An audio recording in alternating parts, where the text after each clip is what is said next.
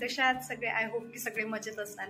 आणि मी शर्मिला, माझ्या चॅनलवर सगळ्यांचं मनापासून स्वागत. या चॅनलवर तुम्हाला फूड, ट्रॅव्हल आणि लाईफस्टाईल याबद्दलचे सगळे व्हिडिओज पाहायला मिळतील. तसेच माझी एक छोटी मुलगी देखील आहे, त्यामुळे लहान मुलांशी रिलेटेड जे काही गोष्टी असतात त्याविषयी देखील तुम्हाला व्हिडिओज बघायला मिळतील.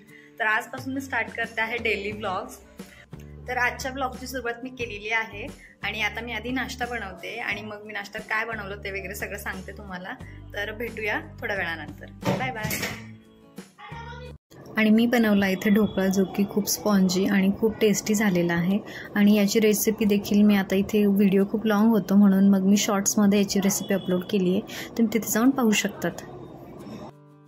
आणि आता इथे सगळेजण आम्ही छान नाश्ता करायला बसलो होतो. तर सहसाला नेहमी कशाचे छोटे छोटे तुकडे करून हवे असतात, त्यामुळे मी आधीच तिच्यासाठी करून ठेवले होते.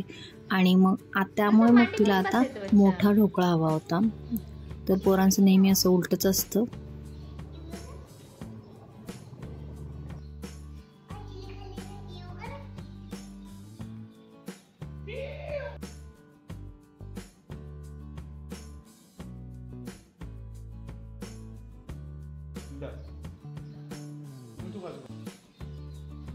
आमचा नाश्ता वगैरे झालेला आहे आणि मी इथे स्वयंपाक करते आणि बाकी सगळ्यांचं काय चाललंय ते पाहू.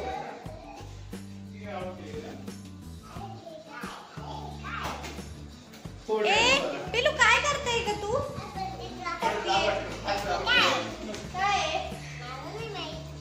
आणि ही सगळी मस्ती वर्किंग डेज मध्ये चाललेली आहे. तर वीकेंडला तर कायच हाल असतील माझ्या घराचे.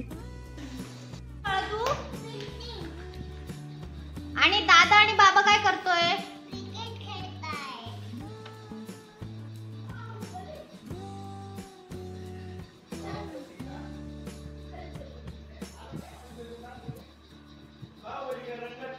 ओके.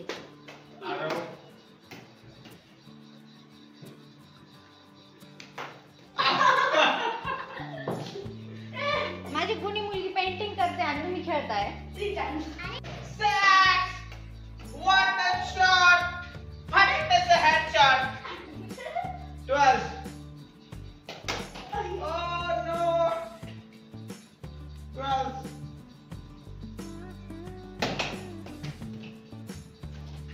Chowka. 16. हे सगळं येणार आहे. 22. 20.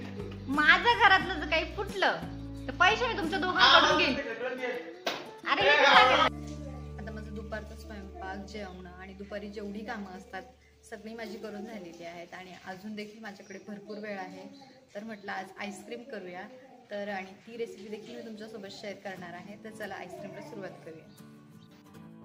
तर एका छोट्या पातेलीत आपल्याला 1 कप दूध घ्यायचं आहे. त्यात आपल्याला घालायचं आहे पाव कप मिल्क पावडर, पाव कप साखर, 1 टेबलस्पून कॉर्नफ्लॉवर किंवा कॉर्नफ्लॉवर नसेल तर कस्टर्ड पावडर घेतली तरी चालेल, आणि थोडीशी विलायची पावडर. आणि हे सगळं आपल्याला मिक्स करून घ्यायचं आहे. तर आपण इथे राजभोग आईस्क्रीम करतोय. आणि मिक्स झाल्यानंतर आपल्याला त्याला 5 ते 10 मिनिटासाठी व्यवस्थित शिजवून घ्यायचं आहे, जोपर्यंत आपलं कॉर्नफ्लॉवर व्यवस्थित शिजतं. आणि अशा पद्धतीने कंटिन्यू आपल्याला त्याला ढवळत राहायचं आहे, जेणेकरून ते खाली चिटकायला नको. आणि अशा पद्धतीने छान शिजून घट्ट झालं की आपल्याला गार करून घ्यायचं आहे. जोपर्यंत आपलं मिश्रण गार होतं तोपर्यंत मी इथे बाकीचे कामं करून घेते आहे. तर इथे मिस्टरांसाठी ग्रीन टी बनवली आणि माझ्यासाठी चहा बनवते आणि बाकीचे दुसरी कामं मी करून घेतले तोवर.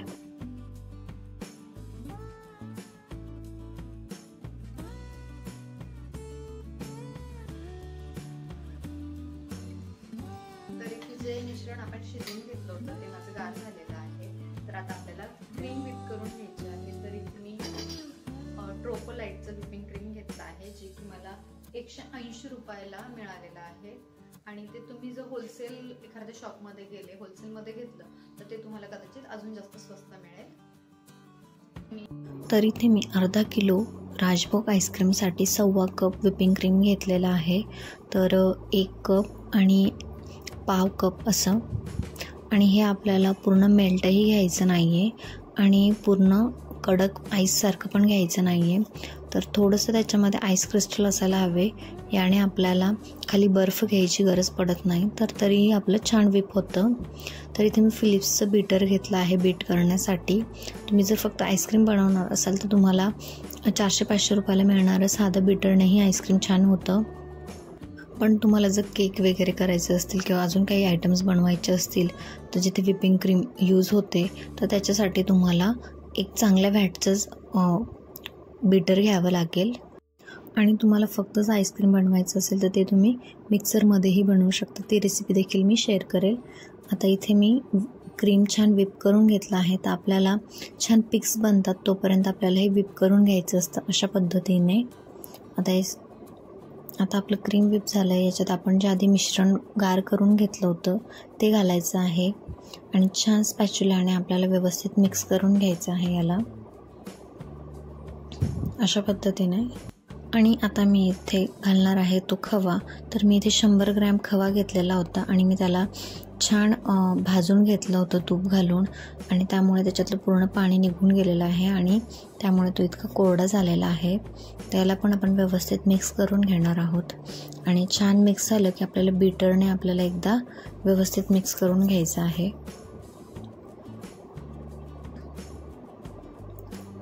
एक 2-3 मिनटं आपण व्यवस्थित मिक्स केल्यानंतर ते चांगलं एकजीव झालं पाहिजे फक्त. आणि आता मी यात घालते थोडासा फूड कलर.